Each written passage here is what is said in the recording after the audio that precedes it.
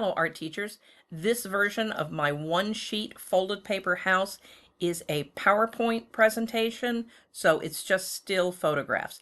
I also have another version that's a live demo. I made this one during COVID when I was teaching online, and even though I have a newer video version, I thought I would put this up anyway, just in case this version is useful to you. It's a pretty simple fold, so you can use it as part of the folding frenzy lesson that I already have multiple videos for, but it also has the potential for a lot more complex construction and a more expansive project, even onto high school. So you might want to just consider this as a starting point for a much larger building project.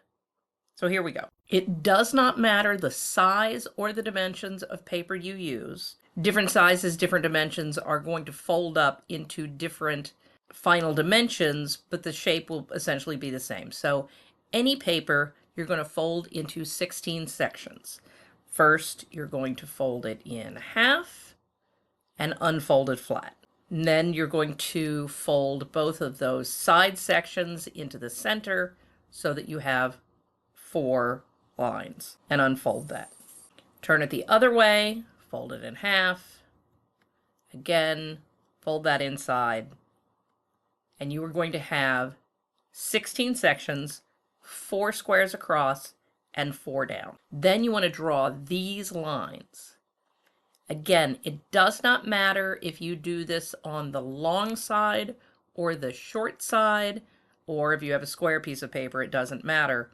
It will still work. It will affect how short and fat or tall and skinny your final house is, but you can do it on either side. So after you have those lines, and this is the tricky part, you have to draw these lines. Now, you can tell your students that it should look like 2 M's facing each other or 2 W's when you look at it from the other direction. I usually use W's because my name is Wineland, so I say now you make it W for your favorite teacher. This is a very important step because if you make your lines backwards, it's not going to fold up correctly. So you don't want this. The difference is the correct point is pointing in towards the center. The incorrect point is pointing out of the paper. This may take a little practice because even today when I do it, I have to stop and think, which way do I do those internal diagonal lines? So once you have your 16 squares and your little zigzaggy line there, you're going to cut on those lines and your paper should look like this. Now when you fold it, and again this is easier to see in my live video, you're going to bring 2 and 3 together to form the point of the house. Fold it so those 2 lines are coming together, and that's going to make the peak of the roof. Those triangles get folded in, and then those flaps come together to make the sides. Now, if you pull those 2 side pieces in close together, it's going to make a taller, skinnier house, and if you put them right at the edges, it's going to be shorter and wider. But the job of those 2 triangles at the top, the reason we cut it the way we did, is those triangles are going to slide, and therefore they can adjust to whichever shape of the house you like. And again, depending on how big the paper was when you started, that is going to affect the shape of your finished house. Now, often I will have kids who will want to tape it together and then add the details. If you're drawing your details on, it's going to work much better if you flatten it out first, draw your doors, your windows, and your roof, then fold it up and tape it, rather than trying to draw that on once it's folded up, especially if you're using a flimsy paper like copy paper in this example. You can see how I did this very quickly and easy with markers and crayons. I usually put mine together with Scotch tape, and I do it on the inside, but again, this was made for a COVID at home, so I wanted them to be able to use whatever they had on hand. Then we're going to tape it together. And then here are some examples of the different kinds of papers that I use just to show.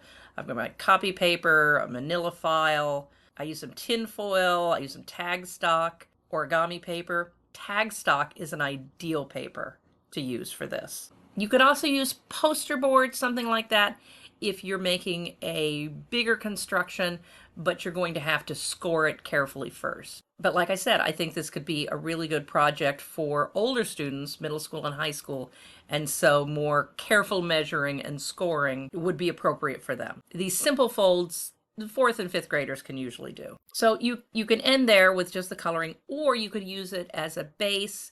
You can put, a roof on it. You can add other things. You could make a model magic yard. You could make it into a candy house. There are all sorts of options for projects and constructions. Of course, if you're doing something more extensive, heavier, larger, you're going to want to use a heavier material. File folders work well. They're a nice neutral color and they're pretty sturdy, and they'll make a decent sized strong house. In my original video to the kids, I had a whole bunch of examples here of different paper houses that I took from the internet, but I left it out here. But if you just Google folded paper houses, you will find plenty of examples. Some very sophisticated architecture and some collaborative projects that laid out a whole town. You can check my site for the live demo version. Also, I have a master video for the whole folding frenzy lesson, and then I have individual video demos for many of the individual objects that we're folding. Anyhow, and I'm posting my entire curriculum on my channel. Like and subscribe if you want to know everything I know.